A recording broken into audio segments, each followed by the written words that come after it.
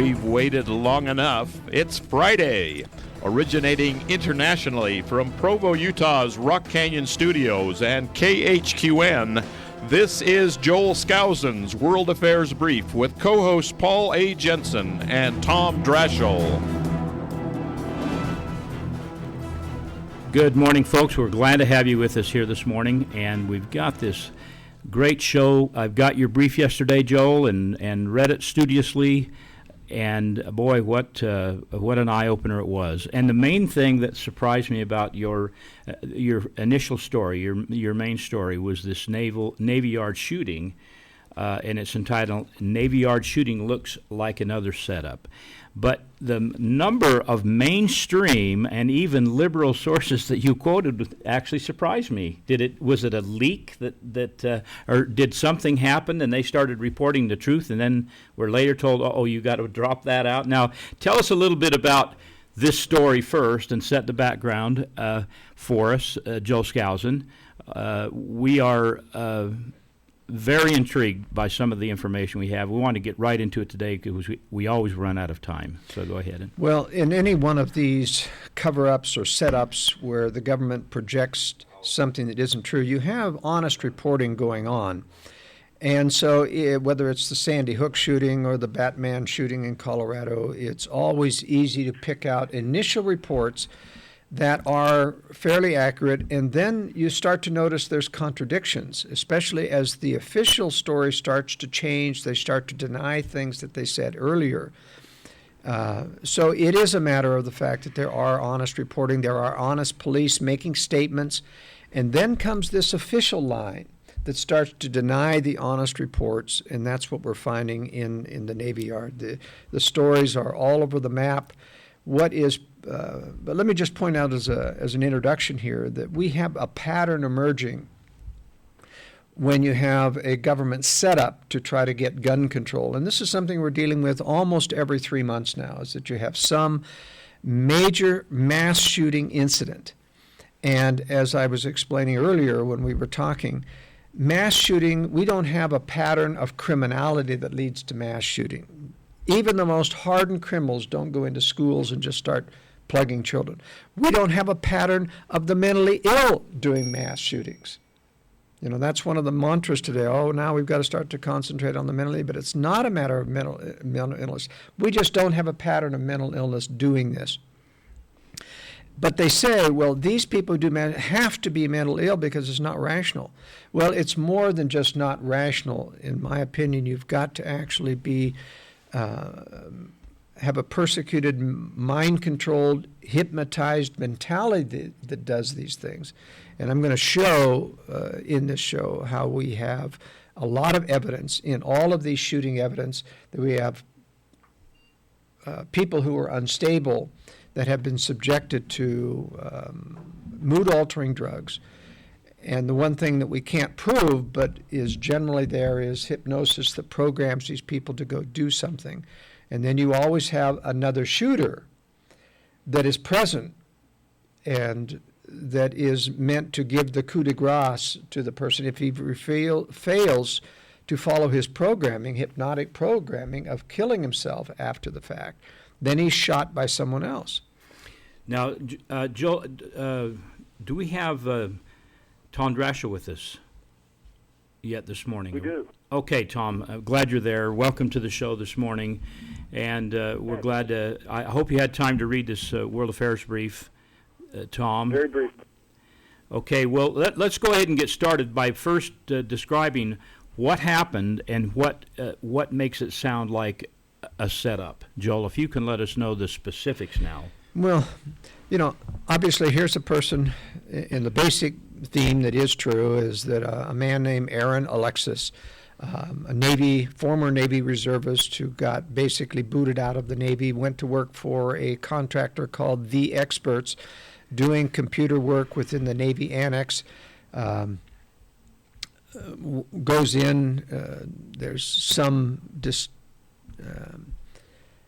controversy now of whether or not he actually did have a pass or a temporary pass, but in any case gets into the building and starts shooting and kills about 13 people, has a running gun battle with law enforcement that eventually arrives after a half an hour, and he is killed, and end of story. The problem with this is that there were 270 reports by the media saying that law enforcement tells them that this man was using an AR-15 weapon to kill these people. We come to find out now there was no AR-15 at all, ever. And no witness ever saw an AR-15 except in the hands of SWAT teams that eventually arrived. So what is interesting here is that we have the media seemingly primed to get back into an assault weapon crime. And I think what we have here is a setup. That is, that this is a person who was destabilized through mental health problems and through persecution, which can be a combination of microwave bombardment, which other people have reported, and hearing voices, which can be planted, especially when you're in a hotel room, in the room next door, etc. He goes to get psychiatric treatment. Sometime during that treatment, he starts getting put on mood-altering drugs. At some point, they put him and shuttle him over to a trained psychiatrist, which works, and there are many of them that work for the dark side of government. We know this from the torture memorandums, that there were trained U.S. psychiatrists shipped to Afghanistan and Iraq to deal with the Bagram special prisons that they have, and they were counseling the military on how to do torture better, how to work these people over. So we have psychiatrists under contract, black operations with government, whose specialty is getting people to do these kinds of things. And this is what some of the evidence indicates here. Let me go through the purchase, for example, of the weapon. The actual weapon that was being used was a Remington 870 multi-round shotgun. And there was also a weapon that he used that shotgun to kill a policeman who arrived to confront him and took his .40 caliber Beretta pistol and began to shoot other people, and acquired one other pistol in the course of this gun battle. But the reports from the gun shop where he bought this shotgun indicate that he first tried to get an AR-15. And what's interesting here, if my theory is correct, that this is another one of these people who has been put under some form of hypnotic mind control by government, is that he would have been programmed to go get an AR-15. What I'm saying is what are the chances that every police force, especially the D.C. police and the Capitol Police, the two forces that were involved here, what are the chances that they would all uniformly put out this report with zero evidence that an AR-15 was being used?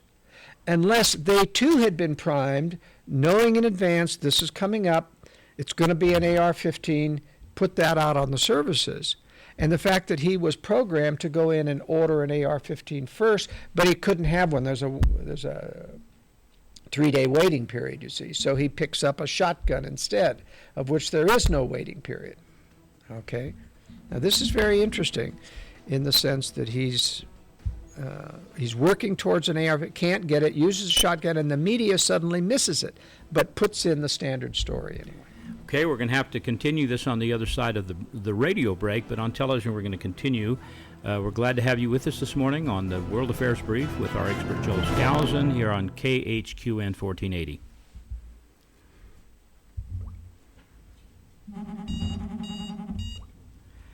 Okay, Joel, the one thing that I had a real question, that what boiled my blood on this entire story, was that there was a SWAT team or an instant response team that had arrived and they were turned away. And so this could have been solved. You said they were just seconds away from the front door.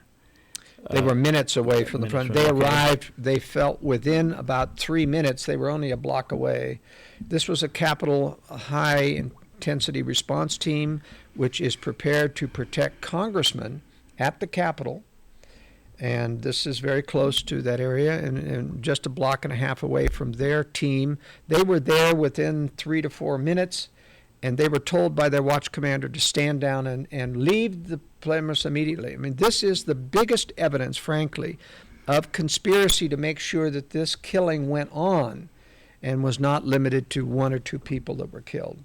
And what's interesting, of course, is that Kim Dine has gone into the protection mode. This is the Capitol Police Chief, and said, we're going to have an inquiry and we'll have the results on October 21st. Over a month from now, we're going to have a result. Everyone will forget about it. They'll have a cover-up. They'll have a whitewash done by a blue-ribbon panel of people who are controlled.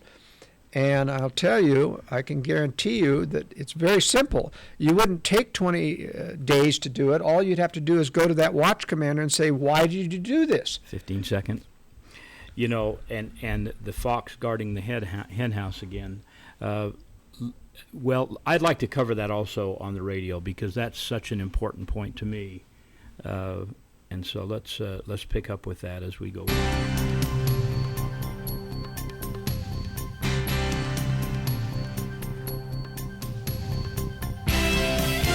Folks, we're glad to have you back with us here on the radio side. We've been discussing things during the break on our television show, but we're very pleased again, Joel, that you're live in the studio with us again this morning here on the World Affairs Brief.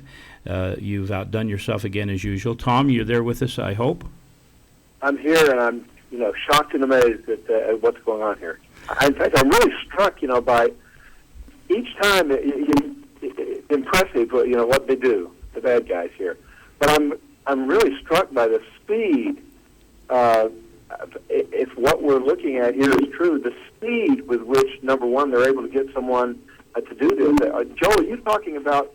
We're not just talking about someone who maybe was on drugs for years and years and years and mind controlled and so on, but we're talking about someone who maybe within a relatively short period of time is able to be put on mind-altering drugs and have some sort of an hypnotic mind control. Are you talking about, did I miss that? Is that what you understand? Well, yes, we haven't got into that, and I'd like to get into that in detail on this segment, but I think we first need to go back for our radio audience and talk about the prime piece of evidence that this was a government operation, that they had foreknowledge of this, and that they actually went to some lengths to make sure it was more deadly than it would have been. And this is what we talked about during the break, that the Capitol Police have a rapid reaction force, a super SWAT team, very, very highly trained with automatic weapons, that was only a block and a half away from the Navy Yard. They were there within 3 to 4 minutes. And their watch commander told them to stand down and not to enter and to actually go back to their barracks. Now, this is criminal. Kim Dine, the chief of police, says we're going to have an inquiry about how this happened. I'm committed to getting the best, and that same SWAT force is now surrounding the Navy Yard. Why were they turned away? This shows... It's unthinkable, and yet they got away with it in Benghazi. Why not here? That's right. There was a stand down in Benghazi to not go in and rescue the ambassador, and that's the big scandal. It was even brought up in congressional hearings, and somehow it's just died.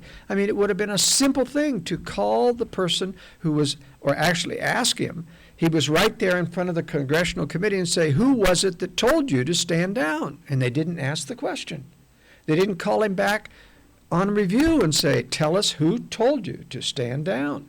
They didn't call the two generals who were relieved of command who refused to stand down order and say, who told you you were relieved of command? I mean, see, this is not rocket science to find out who are the conspirators in this type of thing. We know that the watch commander told him to stand down, bring him up before Congress and say, who told you to issue this stand down and why did you do it? Now, I'm sure in 30 days they're going to concoct some excuse that will allow them to say, well, I was confused or I didn't know. There will be some lame excuse, but believe me, this is a sign that this was a major conspiracy to do that. There's two things that I've mentioned so far. One, that the media and the law enforcement were primed to put out the word this was an AR-15 that was being used. That he had tried to buy an AR-15, which means this was scripted in advance, that there was going to be an AR-15 involved. And then this stand down of those that could have intervened and stopped him within a few months. Now, there's a third thing that is very, very important. That is multiple witnesses, including police, saying they had a running gun battle with people in camos, with military camouflage clothing, with rifles, and it may have been an AR-15 that they had, being that they were military. And then the D.C. police said, no, there was only one person. We followed those leads and it led nowhere. We interviewed one person. He was I mean, look, the police didn't make it. When you have a running gun battle with somebody in camouflage clothing that is not the shooter that died, and that you know there's somebody else out there, at least one person. And as I said, I think they're there to make sure that the designated patsy gets taken down. Now, there's a couple of examples that I want to give of this which show that this is very real. Number one, in the Dunblane, Scotland shooting, which brought gun control, complete handgun confiscation to all of Britain, and there has been a similar mass shooting in Australia and in Finland that led to mass gun control in all each of those countries. There was the person who goes into a school. He does mass murder. He kills 32 people, teachers and students, and then commits suicide. Classic case, just like what we're talking about here with Adam Lanza and other mass shooting suicides. But the problem is the gun that was in his hand didn't match the caliber of the bullet in his head, which means somebody else used another weapon to put a bullet into his head and make sure that he killed himself or was suicided, as we say.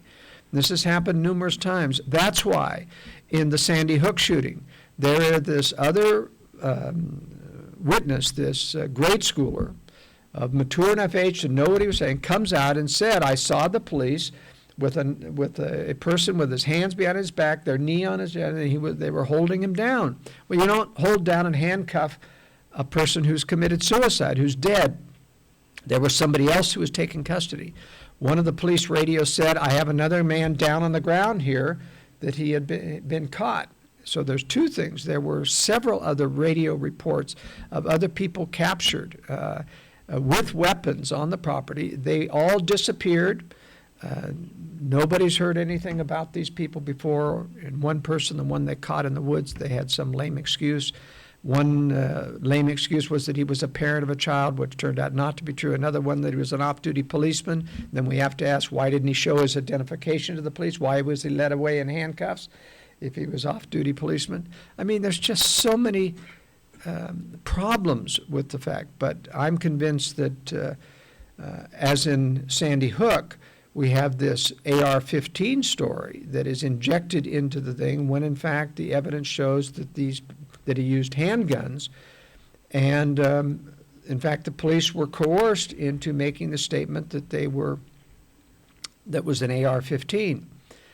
In point of fact, as a combat veteran, knowing about how to use an AR-15 and the power of a .223 round, a .223 round will go through most adults and not stop, especially soft flesh wounds. It'll especially go through children. This is not the weapon of choice to use, if you're going to do mass killing. But the coroner stating that all these people had bullets in them that were taken out. There's no ballistic report that's ever been issued. Only statements by the police that an AR-15 was used. No ballistic reports tracing the actual bullets to a weapon, showing the weapon and what it was traced to. Nothing like that to prove these statements. But I find them just unbelievable that they say that these children had bullets in them. Well, and I listened to a recording of dozens of reports that it was an AR-15 over and over, and Pierce Morgan and others, and CBS called it an AR-15 shotgun. Yes, that's how uninformed they were. There is no such thing as an AR-15 shotgun. Yeah, Joel, I got to say, my mind is spinning. It is spinning here. Where once again, we have evidence, forensic evidence, and witnesses of that would indicate multiple guns, multiple shooters. You got again a stand down deal here, and again you have Congress just ignoring it, just forgetting about this. And when I think about the implications of this, the psychological, and we're not just talking about a big conspiracy here. Not just that, but let me ask the direct question, why would someone like Mike Lee or Jason Chaffetz, to mention someone that at least the Utah audience would be familiar with, why would they let the issue die? How could they possibly, even if they can be fooled on other things and let other things go, how can they possibly let that go by and not realize their responsibility and say, this is too big. You can't just let stand-down orders go by. You can't just let this constant deal of witnesses showing more shooters and so on go by, and different guns. How I can't even explain that. I can't even come up with a theory to explain that, other than that they're all mind controlled, and just not doing their duty. Well, no, they're not mind controlled. They're not coerced, but they're timid. And you have to remember that when a politician faces the potential of being crucified by the press as a conspiracy theorist, this is a real weighty thing for them to take on. And remember, this is not cut and dried. What is cut and dried, for example, is the stand-down order to the special team of the Capitol Police. That's cut and dried.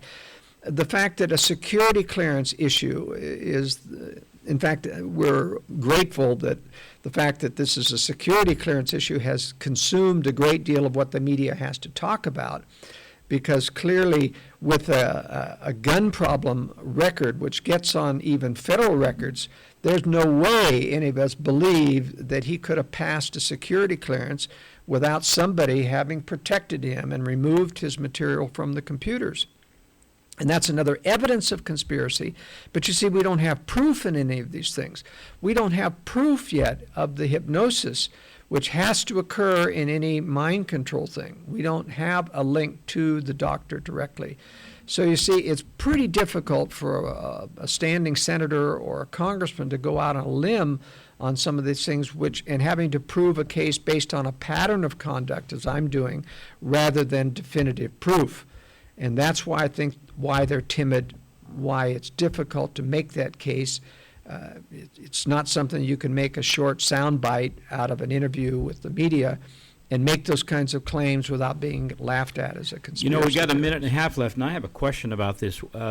Why would the Navy Yard not have military people with weapons? And it was the same with the previous problem that we had.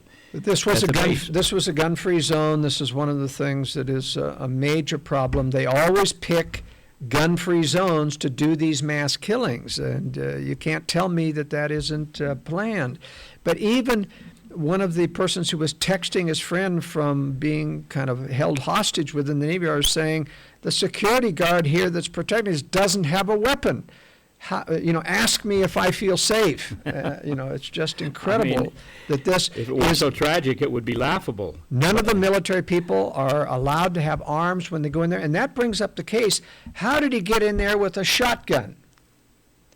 You see, I don't care if you say he goes in there with a pass. You don't show a pass and have a shotgun slung at your side or carrying it and get through those doors.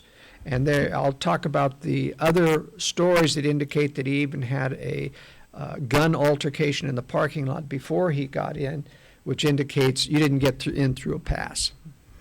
All right, well, we're down to a hard break at the bottom of the hour. We're glad to have you with us here today on the World Affairs Brief with Joe Skousen and our co-host Tom Drashel down in Texas. And we'll be back with you after these messages from our sponsors if you're here on radio. Otherwise, we'll be with you through the break on television. 3 minutes. I am serious when I say that it is getting mind-boggling. It's getting you can't get used to the idea that Fox News is not not reporting all kinds of information and just not saying anything about it, not even bringing it up to the public. But I can't imagine that there wouldn't be some politicians out there that would just blunder, and I shouldn't say blunder, that wouldn't at least say out loud, gee, there's really some questions here, and we need to look into this deal about the reports of other witnesses and other shooters and stand-down orders and so on. We got to look into that. We're not hearing any of that. Well, one of the problems, Tom, that I see is, once again, the media drives the agenda and politicians respond to things. They are investigating this security clearance thing. Secretary of Defense Chuck Hagel has admitted mistakes, but what does he do? He says, we're going to have a review. I mean, whenever the government, messes up, rather than go and fire anybody, rather than get to the bottom, they say, well, we'll have a review, and then we'll put in some new procedures. We'll have new beefed up security now at the Naval. You can bet that they'll have armed guards everywhere in the Naval Yard right now. And that means that they'll never have another mass shooting there, but they'll have it in another gun-free zone. And I suspect that schools will continue to be the target of choice because children being killed in these mass murder evokes so much sympathy from the audience that they can and will eventually get gun control. As I say, this is a will not take no for an answer agenda by the globalists to take away American guns.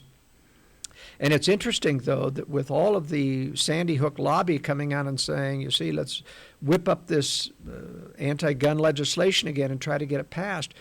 But after the 2 Colorado senators got ousted with a recall election for having passed gun control in Colorado, I'll tell you, the Democrats and Republicans are in no mood to get in front of this with gun control.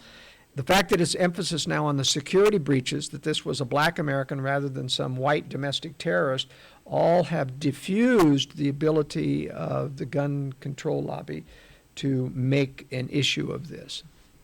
Well, it does, as you say, seem to be a just won't take no for an answer scenario, and yet, and they've done this on other things. They've done it on abortion. They've done it on Obamacare. Just keep hammering it. Just won't and keep going and going until they finally get it. And yet, so far, not only are they not getting it, but there's been this reaction, and it looks like the Second Amendment support crowd is getting bigger and stronger. Bring that up.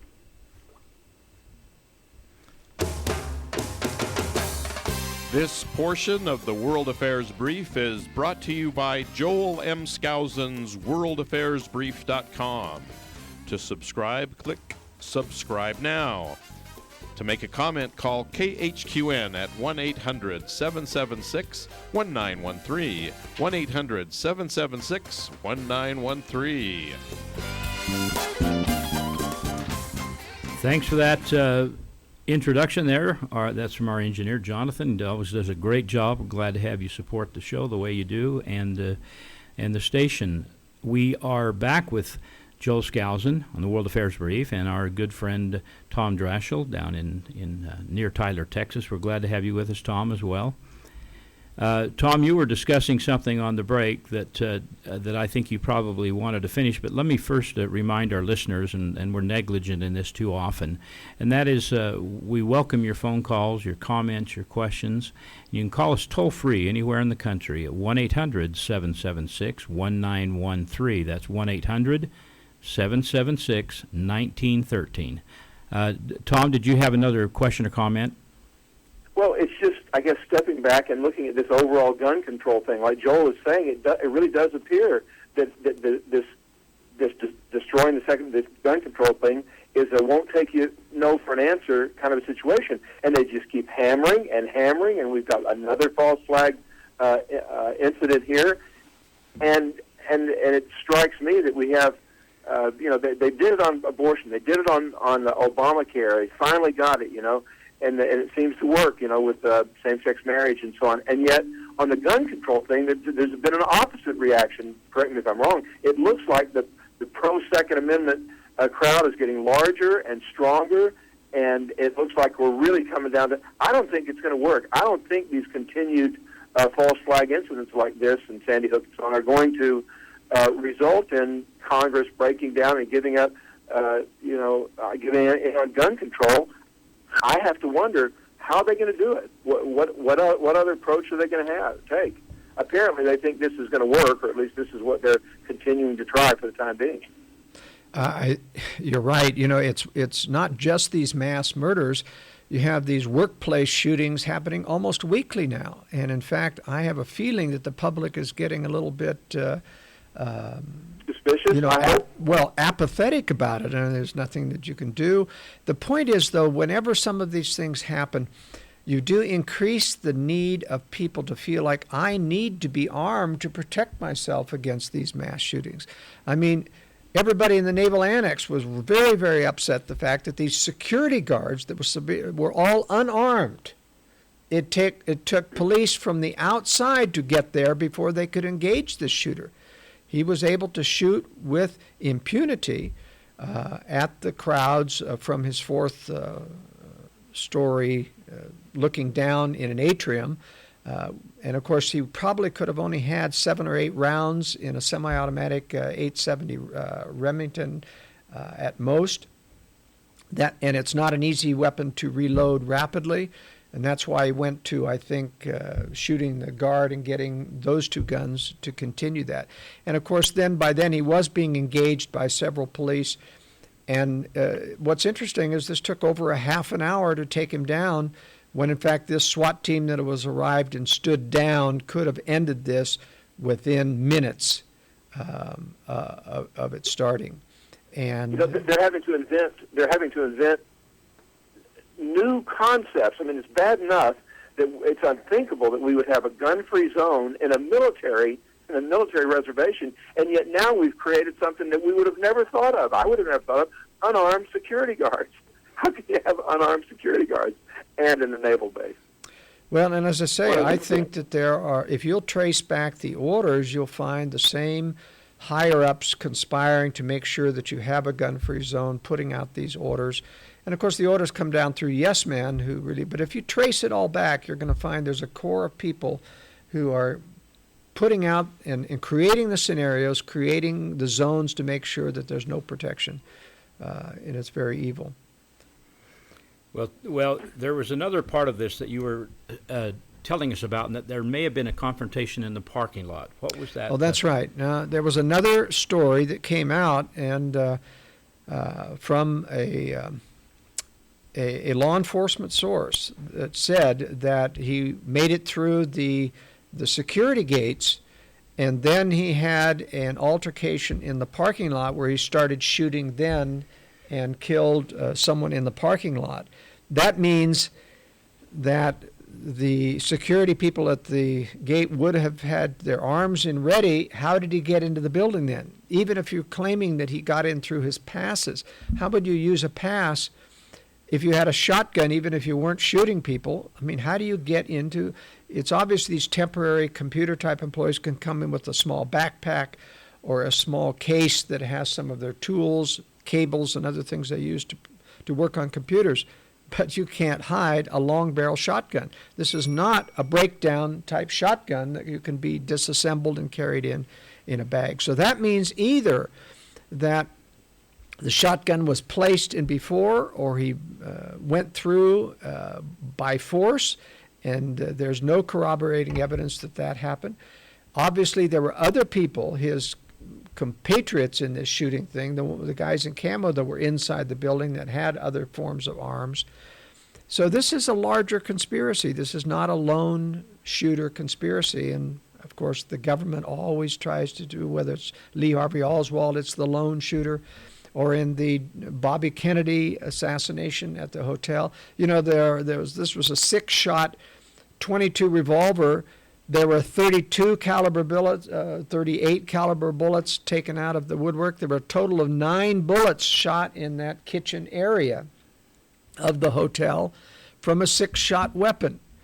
And yet they continue to claim that Syrian was alone. So these are conspiracies that truly have another side of the story.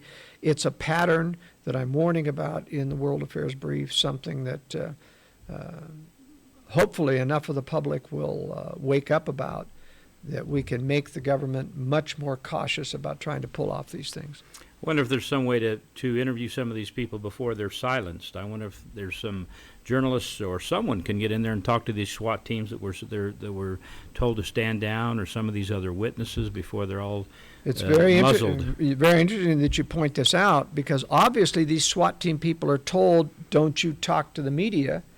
And we're not giving out any of the names of the SWAT team. We're not giving out the name of the watch commander who did this. This is all locked down information. Otherwise, the media should be pounding at these people's door asking for an explanation of why this stand down. And yet we had one mention of the story in USA Today. It has not gone viral with the other media. He's just promised an inquiry, and it's dead, and nobody's pounding at the door asking for an immediate. And that means that the media is co-opted, and so are the police in terms of. And that reminds me of the Sandy Hook shooting, of course, where Attorney General Eric Holder had to go there and have a private closed-door meeting with all of the Sandy Hook police and the state police.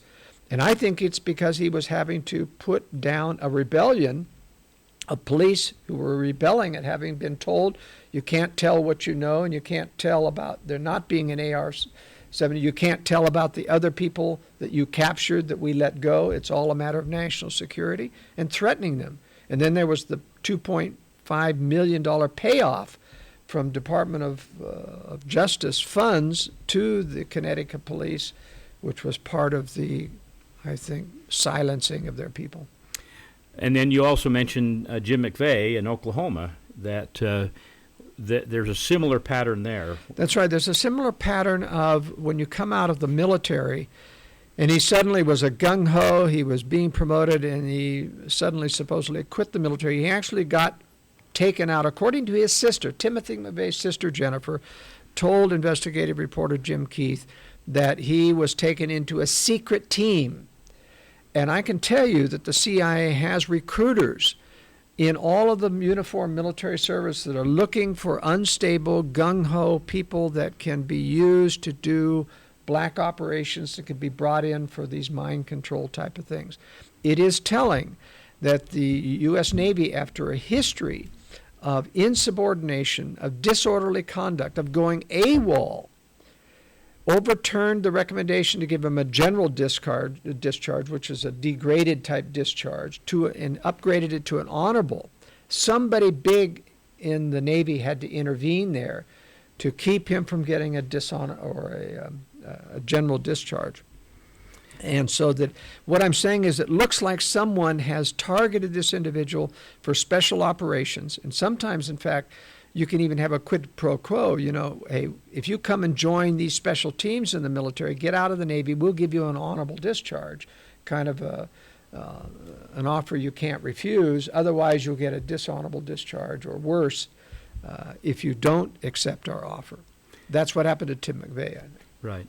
And Tom, what is your thought on that?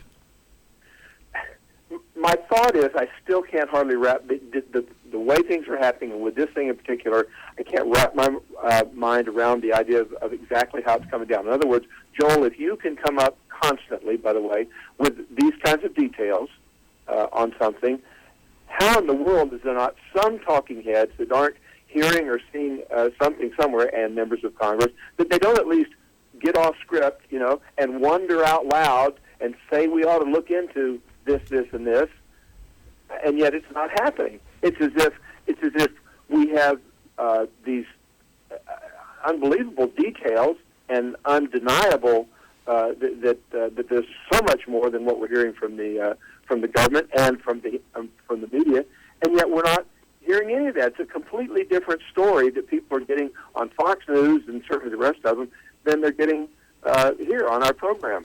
It's just hard to get my mind around this, how there can be this, how people can be this timid, as you say, timid, controlled. I can't come up with scenarios that explain the fact that these kind of things aren't getting out to the American people. Okay, Tom, we're on a hard break, but we'll continue to discuss this during our television portion of the show. Thanks for being with us on the World Affairs Brief.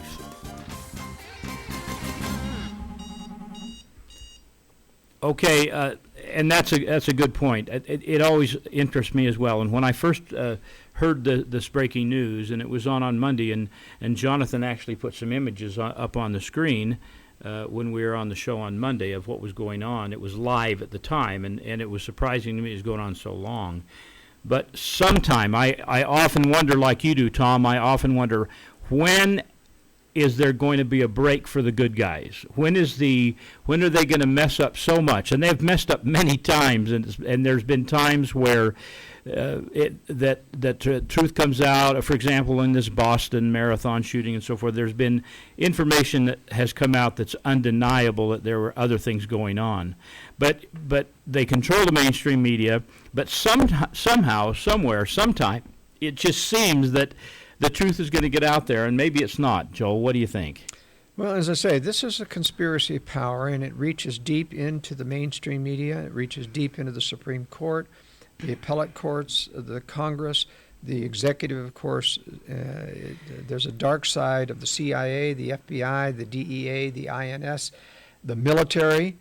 And then you have all of these yes men who are on the white side, who are primed to think, no, it's a matter of national security. I'm not supposed to tell what I know. I'm going to be quiet. I'm going to be loyal. I'm going to keep my pension. I'm going to keep my job. Because there are threats, even in the media. People who have been discussing the 9/11 evidence, which is so overwhelming, have said in the media, even privately, that even though I believe what architects and engineers for truth have said about the demolition that had to go on in the World Trade Center, I cannot put this before my editor or I would get fired. In other words, they know that there are going to be consequences for telling the truth, and it's something that doesn't have to be threatened directly, but it happens. I have to say that is fair. It's getting to the point where it's almost as if the conspiracy is obvious, and yet no one can say or do anything about it.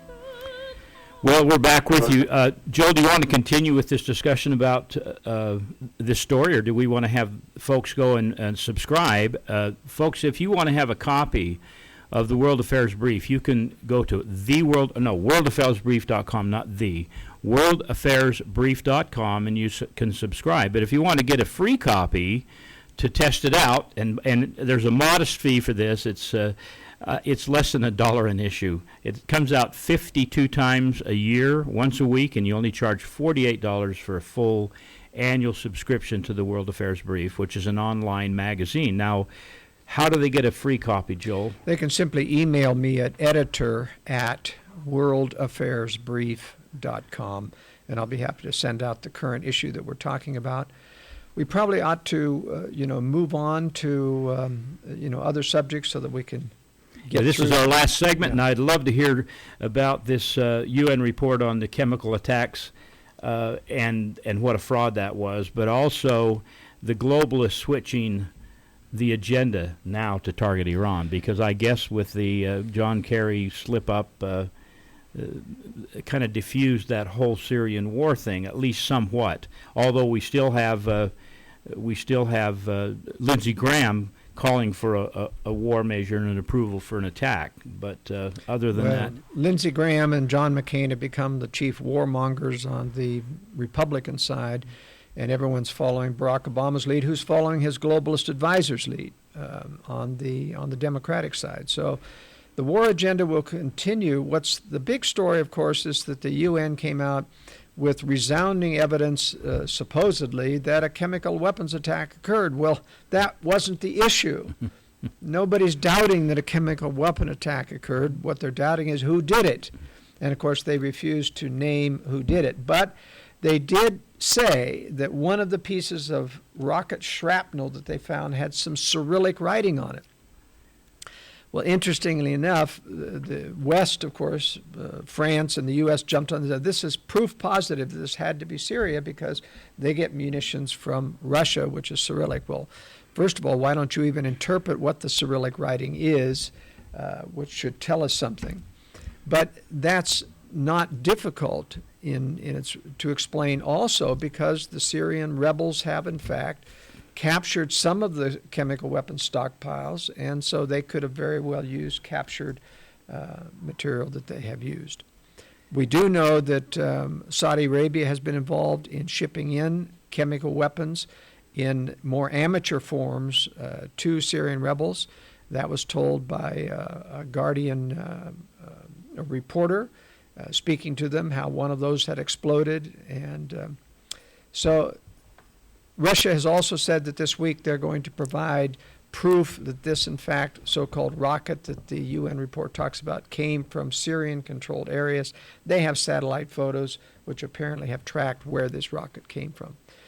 So in all of this, the U.S. and the globalists in the West have been stymied in their agenda to take down Syria before they attack Iran. So while they're still trying to sabotage these chemical weapons decommissioning process, and by the way, I want to say it's going to be very easy to do that because nobody seems to want to handle the expense of building a decommissioning factory in Syria to destroy these weapons. Russia says they don't want to ship them to Russia to be destroyed. The U.S. is saying we don't want to ship them to the U.S. to be destroyed at our factories. This is a billion-dollar process to do these factory-style incinerators that can destroy these chemical weapons.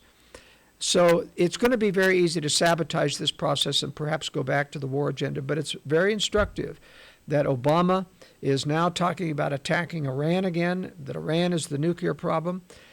Benjamin Netanyahu of Israel is making an emergency trip next week to meet with Obama.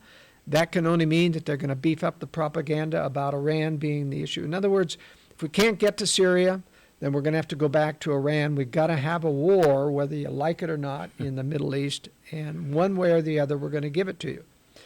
Now, it's also very interesting that Iran has decided to put on a diplomatic offensive, and it's going on right now. President Rouhani, which has a more moderate image than the former president Ahmadinejad, is now saying there's no way why we can't discuss this. Obama has been forced into saying, well, I'm open to a diplomatic meeting when Rouhani comes to the UN. The Iranians are playing this pretty smart. They're not about to give the U.S. an excuse to go and attack them directly. They're offering diplomacy. They're saying, we once again reiterate, we have no intentions of building a nuclear weapon. And so this is going to be interesting to see how it plays out. You asked, do they ever make a mistake? Do they ever lose? We have seen last week when they made a major mistake. Kerry offering this out for the Syrians, the Russians and the Syrians grabbing the out. So it defused the ability of the U.S. to do this attack. And we haven't seen this for a long time. Okay, so you have to give it to the globalists, their ability to be flexible, to go to Plan B, to go to Plan C. They don't have 100% control yet, and yet they're it's scary.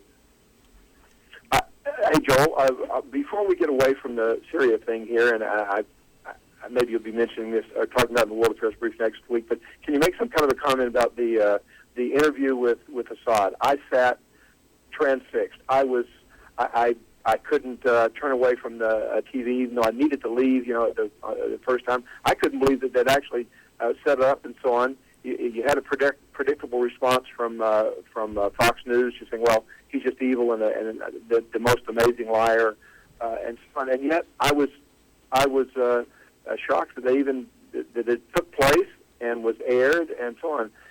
Have any thoughts or comments about it? Yes, I do. In case any of you missed it, Fox News had an interview live with President Bashar al-Assad of Syria and Denis Kucinich representing the U.S. pro-war point of view. And I'll tell you, Assad came out measured, the most reasonable of people. He had very smart answers to things. He was not... he was forthright. He was open. He came across as the winner in the Senate, and everyone else was attacking him. And this is Fox. Really did. This was this is a man who's a medical doctor. He's trained. He is not his father. He's a much more mild-mannered person. It's just impossible to believe that he's the boogeyman, as Fox News and Denis Kucinich tried to. He's the one who came out looking good in this interview, and that's why they haven't put many interviews of Assad on, because he shows so well. All right. Well, just thanks for that comment, Tom and Joel. That's interesting. I missed that, and I'd love to go back now and see if it's available for me to watch that. As far as what's going on, Quickly go to. Okay. Maybe we can quickly go to the big showdown that's coming over Obamacare. Yeah, now that I really have interest in that. So we've only got 4 minutes left. let me ask you a question. What is this showdown that's coming? The debt ceiling's coming, and what's going on here? The House and the Tea Party people are forcing something to happen to eliminate the Obamacare from the debt ceiling or from improving a new budget. What is going on, and will that pass? You and I discussed this before the show. The House has the exclusive power to fund the government. Yeah. And so the government runs out of money in terms of the debt ceiling, because remember, in all of the sequester, et cetera, this still does not make a balanced budget. We're still in deficit, still spending more than we have, even though it's limited with the sequester. So government's running out of money again in mid-October. There is a continuing resolution, stopgap funding, to provide additional funding and to actually breach the debt ceiling limit again. But the House is saying there's no funding for Obamacare in this.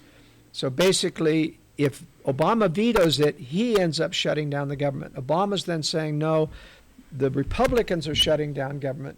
But in fact, the truth is, nobody has to shut down government. The government can still operate even at the debt ceiling. They just have to stop spending as much. They have to stay within their limits. And the Obama administration, the Democrats, always choose to make it as painful for Americans, so they shut down the national parks. They shut down the air traffic control system so people can't fly. They shut down TSA so people can't get through security. They don't have to do that. They purposely choose to do that to make it. That's real extortion. And Obama was claiming that the Republicans are extorting the Americans by shutting down the government if we don't defund Obamacare. But what was interesting that I just have to get in the last few minutes is that Obama made a speech before the National Business Council, which was just showed his stupidity in economics. He had the audacity to say that we have extended the debt ceiling for hundreds of times. Doing so does not mean that we increase the debt. Extending the debt does not mean that we increase the debt. It most certainly does. I mean, this is like black is white and white is black. Exactly. It's incredible to make a statement. The only purpose of extending the debt ceiling is because the government must go further into debt or it has to stop spending. That's the only purpose of the debt ceiling. Of course, he was trying to make the case we need to get away from this debt ceiling and honor the full faith and credit we've committed to these things, so we can't stop spending. And the majority of the people in the country, as you mentioned, prefer to have the government shut down rather than to fund Obamacare. No, they don't want the government. There's no need to. They just want Obama funding stopped and find the rest of the money to operate legitimate services of government. But that, in fact, is... We're down to 30 seconds. Go ahead, Joel, then. You got 30 seconds. You got it. Well, once again, I just want to reiterate, there's no need to shut down the government. It is the executive that's choosing to shut down the government and to make it painful to people. The government could live within its means without increasing the debt limit. Imagine that. I mean, my ex-wife used to say, hey, we can't be out of money. I still have checks. Well, okay, thanks for joining us today on the World Affairs Brief with Joe Skousen and Tom Drashel and myself, Paul Jensen. We'll see you next week. Just a quick thought here. The really big deal is the Boehner aspect of the equation.